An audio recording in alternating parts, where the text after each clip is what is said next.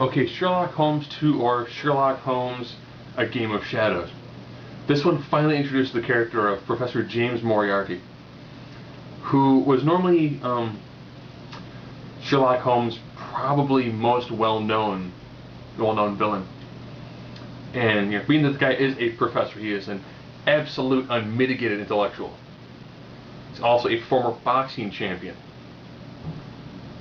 So this guy would kind of be like if you were to have a Victorian era Batman and he were to be a villain.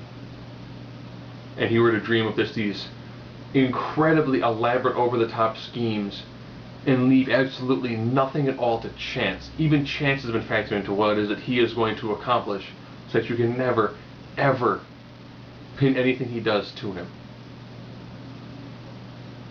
So lots of supervillains actually do take a heavy amount of influence from this sort of character.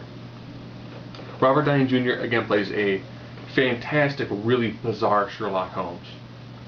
You do get a lot more like in the first movie, where he would kind of map out a fight in his head, and then the fight would go through in that sort of fast action, slow down, bone crunching move into the next sequence of events. And actually, this one's actually, if you liked the first one, more of the same. Everything you liked in the first one. Great characterization between Robert Downey Jr., good interaction with him and Jude Law. The interaction with him and Rachel McAdams is stunted, to say the best. There's a new female love interest, kind of, who factors into the main story of what is James Moriarty, the Napoleon of crime, actually trying to do. And it's actually a really, really brilliant idea. I don't want to give too much of it away because it'll probably ruin bits and pieces of the plot. But you got this guy who's finding a way to get himself into everything. Everything. And it's done really, really well. If you like the first one, similar sort of action sequences, similar sort of feeling of tone. Again, beautifully done layout when it comes to the cinematography as well as some of the special effects. They do seem to go kind of overboard with the fast slowdown motion. There's a scene where they're running through a forest while being assaulted by essentially heavy artillery from the time. And, almost every bullet that gets fired goes really slow and impacts on a tree.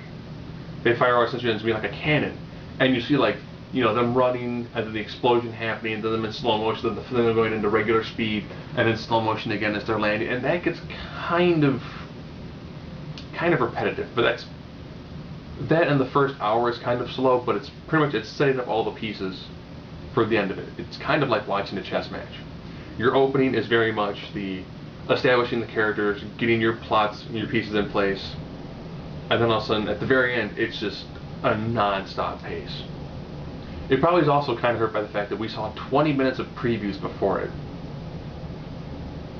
Which, when you watch 20 minutes of previews for a movie and then a 2-hour movie, you're already kind of going, is the movie starting now? How about now? Now? Oh, finally. And also, Sherlock Holmes has developed this fantastic urban camouflage, which factors in really, really well throughout the whole story. So you've got Sherlock Holmes dealing with James Moriarty. At the same time, Watson is getting married. So you've got Watson getting married while Sherlock Holmes is trying to take him along on this grand scale adventure, while Moriarty's like, I really like you, because they have great interaction between Moriarty and Holmes. It's kind of I really like you and I respect you. However, if this continues, there will be collateral damage. Essentially mean that he will essentially do things to remove the good doctor from the equation. So you get some of the bizarre sort of man. This is probably Robert Downey Jr. is probably his best character. This is probably his Captain Jack Sparrow. So again, Sherlock Holmes 2 or Sherlock Holmes, the Game of Shadows. If you like the first one, by all means, you're going to enjoy this one every bit as much.